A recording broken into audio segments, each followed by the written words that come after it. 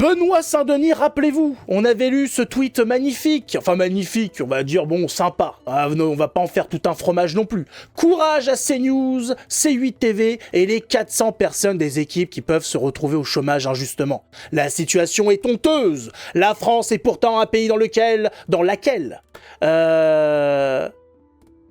comment ça dans laquelle le sujet c'est le pays, un pays dans lequel. On va pas se prendre la tête, c'est pas son domaine de prédilection, c'est pas grave. Dans lequel la liberté d'expression est primordiale. Voilà. C'était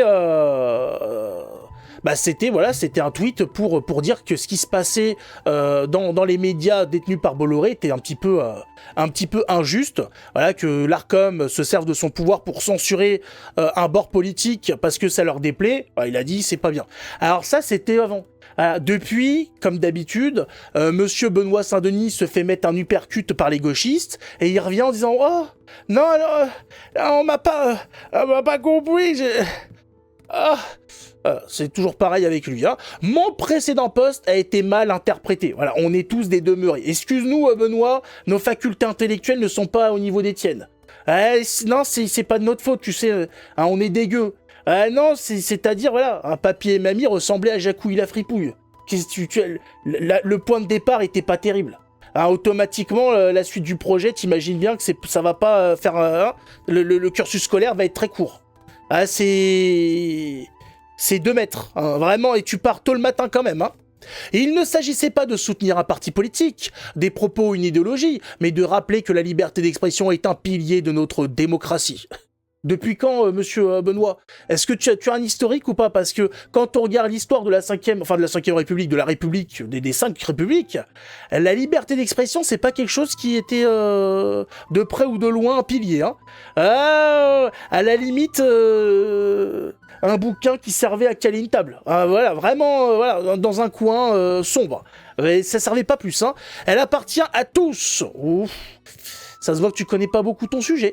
Je me serais indigné de la même façon pour n'importe quel autre média. Par ailleurs, mes pensées s'adressaient aux 400 travailleurs injustement privés de leur emploi. On m'associe régulièrement à certains courants de pensée lorsqu'il s'agit de défendre les valeurs de mon pays. Bien sûr, cela paraît évident, je condamne toute forme de racisme ou de haine d'ailleurs, qui est bien souvent la cause de nombreux torts et une voie de vie lâche, facile, sans remise en question ni réflexion.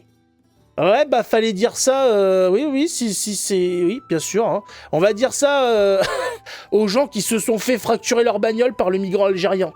Voilà. Ce sont des lâches. Ouais, c'est leur faute. Voilà, on devrait les arrêter d'ailleurs. Hein. Voilà. Tous les possesseurs des voitures, là, vous êtes en possession d'une voiture qui a été fracturée, dénoncez-vous à la gendarmerie, au commissariat le plus proche pour être condamné pour lâcheté totale. Puissant moteur d'existence, bien plus facile à développer et à entretenir que l'amour, l'entraide et la fraternité. Oh putain, mais tu veux me vendre quoi en fait? Un t-shirt? Qu'est-ce qui se passe, Benoît? Enfin, je regrette que mes propos aient pu blesser. La liberté d'expression mérite d'être protégée sans confusion et sans nuisance. C'est magnifique, putain, mais quel discours, c'est incroyable. T'as 3 paragraphes pour expliquer que t'es une fiotte, ça fait beaucoup. Ça fait trop, Benoît, c'est beaucoup trop long. Hein? C'est chiant. Hein? C'est nul. Ah là là, c'est pas étonnant que tu te manges des parpaings. Je pensais que le combat face à Moïcano t'aurait un petit peu réveillé. Hein, face à son discours, hein, toi qui en plus après est arrivé derrière avec cette phrase qui est encore étudiée par les ingénieurs du Wakanda, qui périra... par le couteau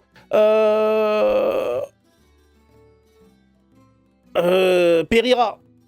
C'était magnifique. La meilleure sortie qu'on ait jamais vue à l'UFC.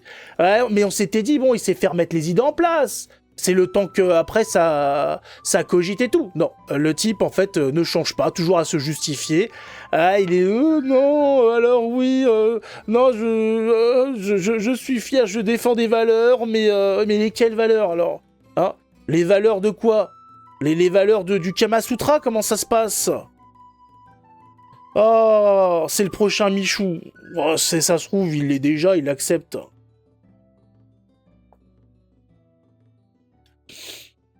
Et pas avoir le lèvre qui saute. J'ai rien dit, Sophia. Qu'est-ce que j'ai dit? J'ai rien dit du tout. Quand tu sais pas vider une truite et qu'il n'y a plus de sauterelles, on fait comment avec ces graines OGM? C'est quoi cette phrase, Rabolio? Il y a un piège? C'est quoi? Il y a une énigme là-dedans? Ça, c'est les trucs que tu as dans les temples mayas, ça, avec Indiana Jones, ça. Benoît gagne, oui, voilà, qui se concentre un peu sur sa carrière à l'UFC, parce qu'il a quand même une sale défaite pour son dernier combat, voilà. Concentre-toi, arrête de te justifier sur les réseaux, et voilà, continue ton boulot, continue de t'améliorer, et lâche l'affaire, et laisse tomber. Ne dis plus rien, ça sert à rien. Voilà, un jour tu fais le kéké, le lendemain tu te chies dessus, ça suffit. Hein. Arrêtons les dégâts tout de suite.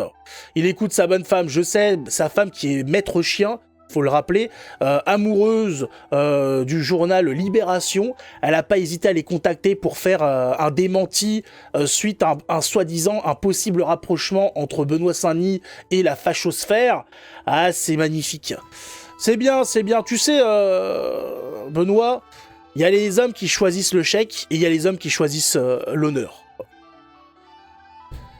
Malheureusement pour toi, tu n'as pas choisi... Enfin, je souhaite qu'il t'arrive le meilleur du monde, mais ça me fait de la peine un petit peu le chemin que t'as pris. Hein.